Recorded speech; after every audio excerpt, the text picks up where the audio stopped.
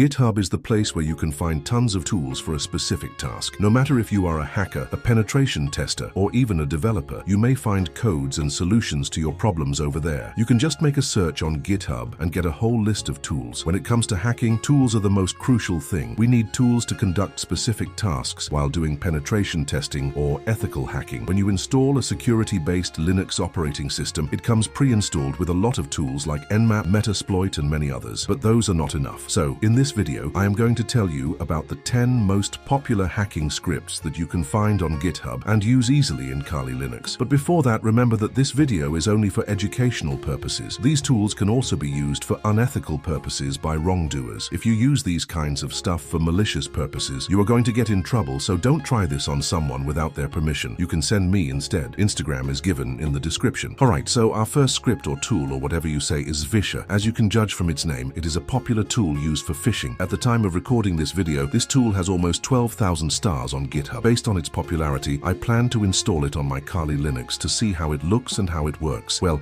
you won't see the installation process of this or any other tool here because it is completely against the YouTube community guidelines, and also I don't want you guys to become script kiddies. Alright, so I have installed this tool on my Kali Linux virtual machine, and this is how it looks. It has a big Zifisha logo on the very top, and after that, a whole list of social media platforms, which includes Facebook, Instagram, TikTok, and many more. A person can easily select the platform here and make a malicious link. He can then send that link to the person he wants to social engineer and get their credentials. Just imagine if someone with a bad mind uses it for unethical purposes. What if I tell you that you can get the almost accurate location of anyone just by sending them a link? Well, that is possible. Isn't it scary? So here comes our second tool, which is Seeker. Seeker is another script that can be found on GitHub. I have got this installed on my Kali Linux too, and let's see how it works. So when we run this in our terminal, we can see a logo at the top and then a list of templates that we can use to social engineer our target. It also includes a WhatsApp group template. Once you are done selecting your template, it will run a server on your local host. You can't directly use this tool over the internet, but you can do some tunneling using ngrok or OpenVPN to make it work over the internet. However, it was working perfectly fine on my local host. It is not very accurate, but still, it's much better than nothing. I am the biggest hacker in the world. I can take pictures from your phone camera and send them to me. This was a stupid joke, but it is not a big hacker's thing. It can just be achieved with a simple script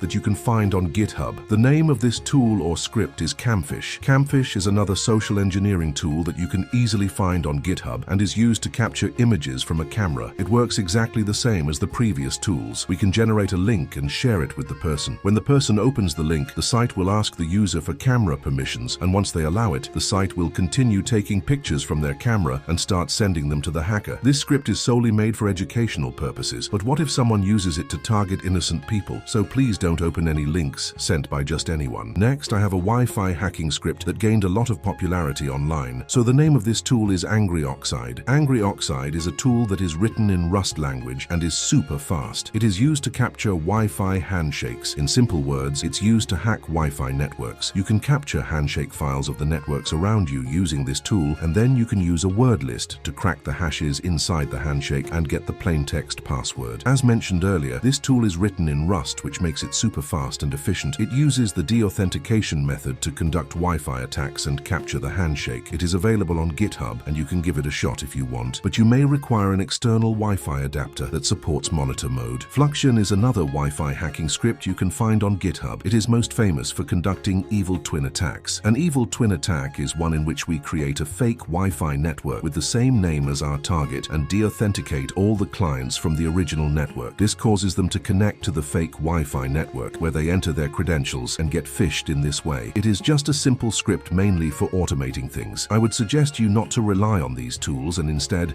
learn how to create these kinds of scripts yourself or learn how to perform these kinds of attacks manually. But still, it is a very good script if you just want to showcase to people how Wi-Fi hacking works and how you can secure your networks. If you already have some knowledge about hacking, you may know what Metasploit is. Metasploit is a tool mainly used by penetration testers and ethical hackers to exploit vulnerabilities in systems and compromise them. However, the payloads we create using it are easily detected by antivirus software. So as a solution to this problem, we have our next next tool, the Fat Rat. The Fat Rat is used to create backdoors and payloads, but in a way that they evade antiviruses. These kinds of tools are very dangerous, so keep them out of the hands of script kiddies, as they can use tools like this to cause much harm to anyone. The Fat Rat is on my list because it was very popular at its time, but now the systems are much more secure. The project is around 9 years old and the last commit was made 3 years ago, but it is still very dangerous. And if some script kiddie learns to use it properly, they could cause some serious problems. Imagine you are cracking a handshake file and you need a word list more specific to your target. In such cases, you can use CUP. This CUP has double P, but still it is CUP. CUP stands for Common User Password Profiler. It is used to create custom word lists based on characteristics and things you know about your target. When you start CUP in interactive mode, it will ask you some questions about your target, like their name, nickname, age, pet name, etc. Utilizing this information, it will generate a word list for you that can help you guess the password more efficiently. It is an old project but still used by many people. In fact, I use it myself just to play around. If you have ever watched Mr. Robot, you may know F-Society and the F-Society tool used by hackers in the series. But what if I told you that we have a real-life F-Society tool on GitHub? You wouldn't believe me, right? But it's true. On GitHub, you can find the F-Society tool. This tool doesn't do much except make you a perfect script kiddie because it automates other tools. Can you imagine using one tool to run other tools? Horrific, but it's real. So here is your F-Society tool, which you can see on your screen. You have a long list of menus that include information gathering, password attacks,